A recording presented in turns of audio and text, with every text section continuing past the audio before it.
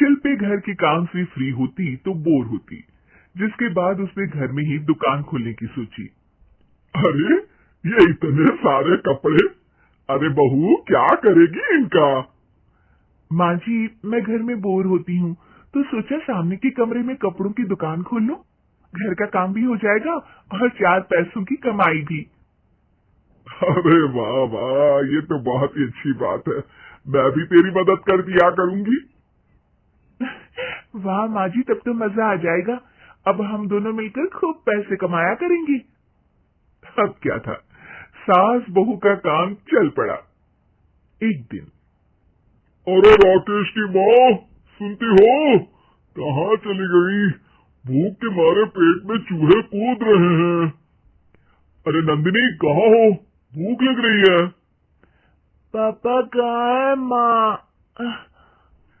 पता नहीं बेटा, भूख लग रही है, आज तो किसी ने चाय भी नहीं पूछी। तभी सास बहू घर के अंदर ढेर सारे सामान के साथ आती है और वो भी हंसती हुई।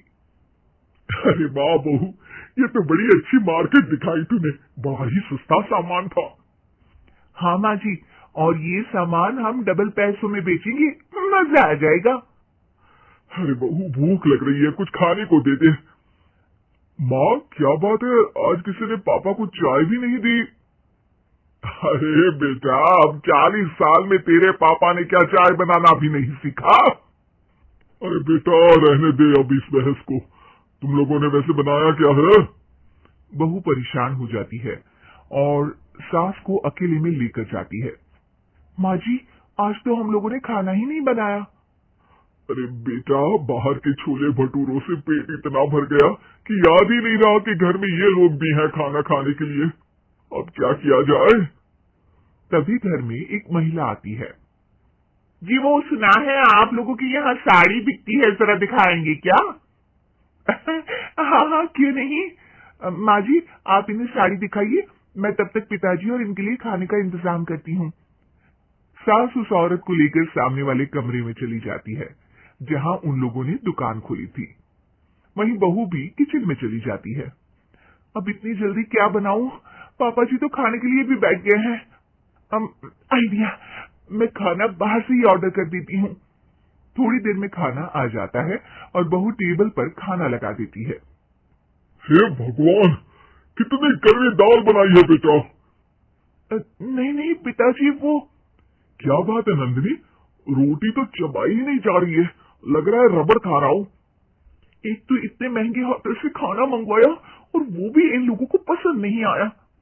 तभी सास नोट गिनती हुई बाहर आती है। वाह माँ जी, बड़ी कमाई हुई लगती है। हाँ, मैंने वो 2000 वाली साड़ी 3000 में बेच दी। अरे वाह माँ जी। दोनों सास बहू बहुत खुश हो जाती हैं। मेरे पेट में ना बेटा जोर का दर्द हो रहा है। अरे माँ, क्या हुआ? पेट में दर्द? बाहर का कुछ खाया था क्या? मैदा तो नहीं खा लिया? मैंने छोले भटूरे खाए थे। माँ क्यों खाए? आपको तो पता है कि आपको मैदा सूट नहीं करता।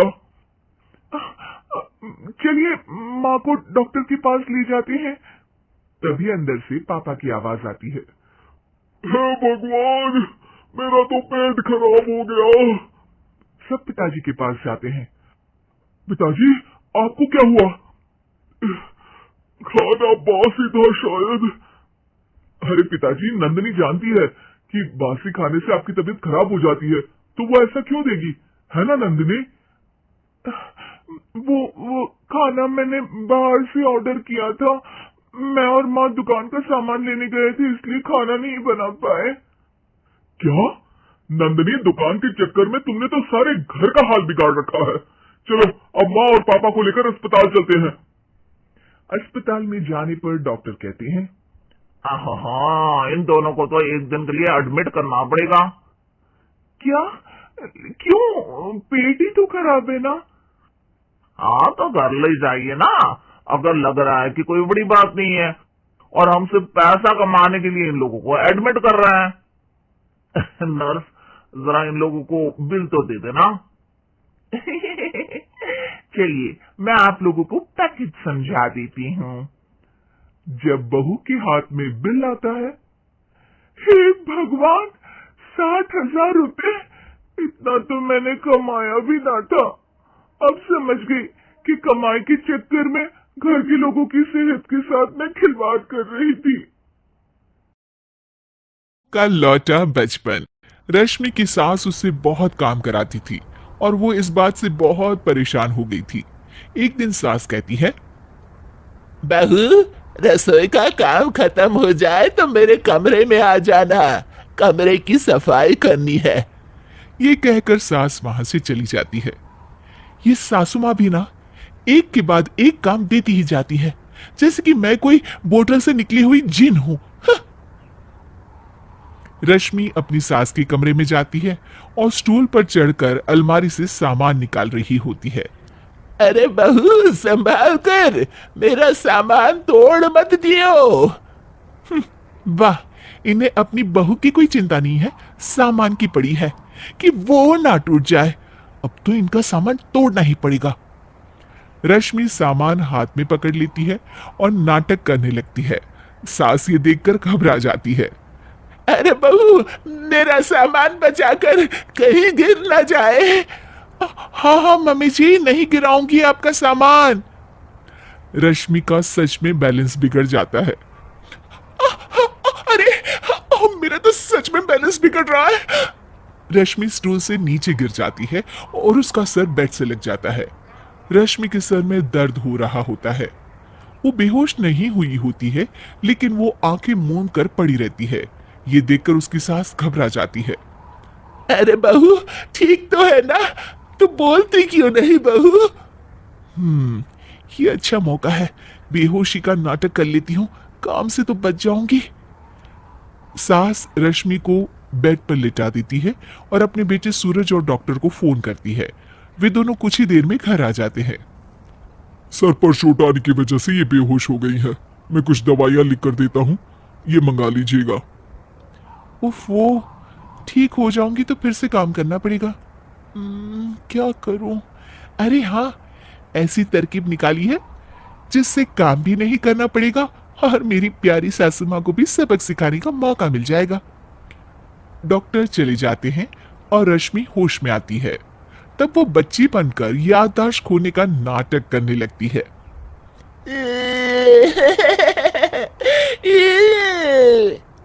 अरे बेटा, ये बच्चे के रोने की आवाज कहाँ से आ रही है?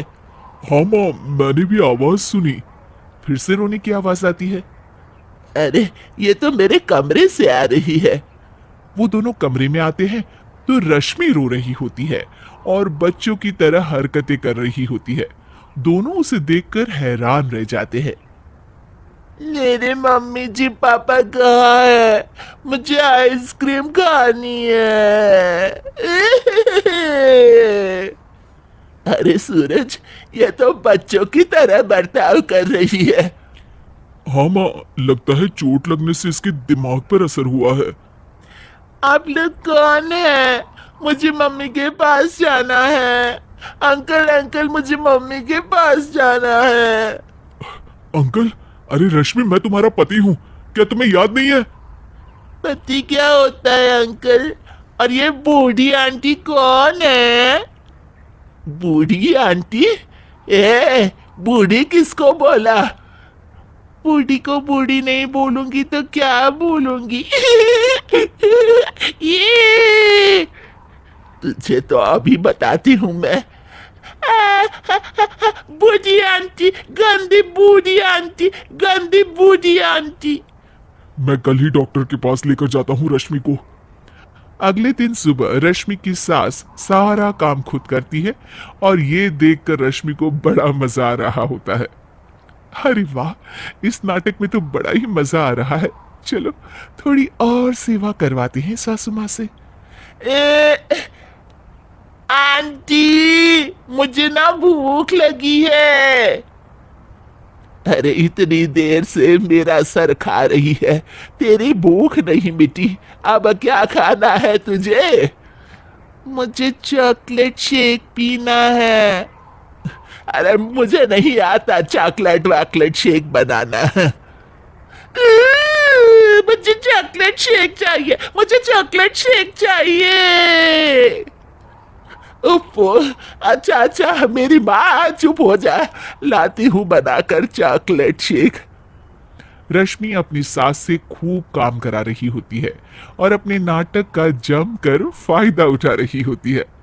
रश्मि पूरे घर को बार बार गंदा कर देती है और उसकी सास बार बार सफाई कर रही होती है। ए बहू, तुझे समझ में नहीं आ रहा? कितनी बार कहा है कि एक जगह बैठ, अभी एक थप्पड़ लगाऊंगी तुझे। रश्मि रोना शुरू कर देती है।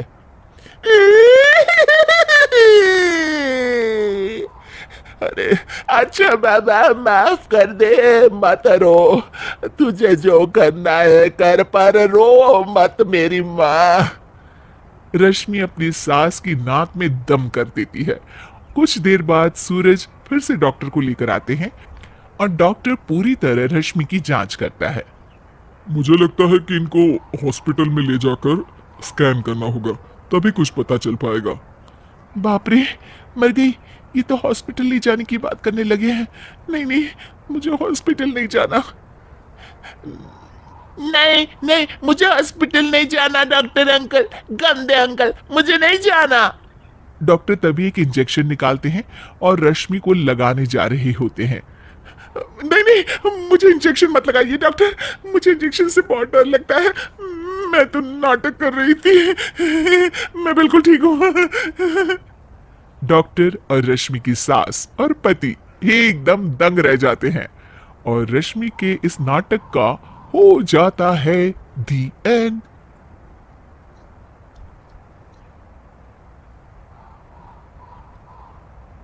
बहू, सासुमा, आप कल अरे बेटा, मुझे व्हाट्सएप ही कर दे, मैं व्हाट्सएप पे पढ़ लूंगी। बाय। हाँ, ओके बाय बेटा। सास वहां से चली जाती है। बात तो सुनिए। बहू को हकलाने की आदत थी और सासू मां को जल्दी में काम करने की। ऐसे में कई बार जब बहू सास से कुछ बोलती तो सास अनसुना कर देती और किसी और काम में लग जाती। माँ जी, सामान लाना है बाजार से। अरे क्या क्या लाना है? मैं जाऊंगी ना शाम को तो ले आऊंगी।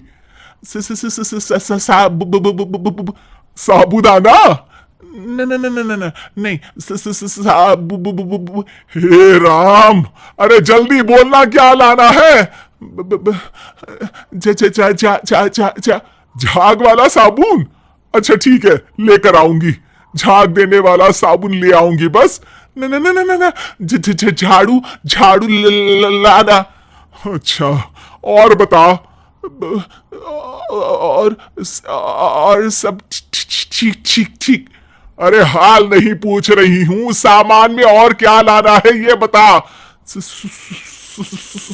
सॉस? अरे सॉस तो रखा है ना। सॉरी।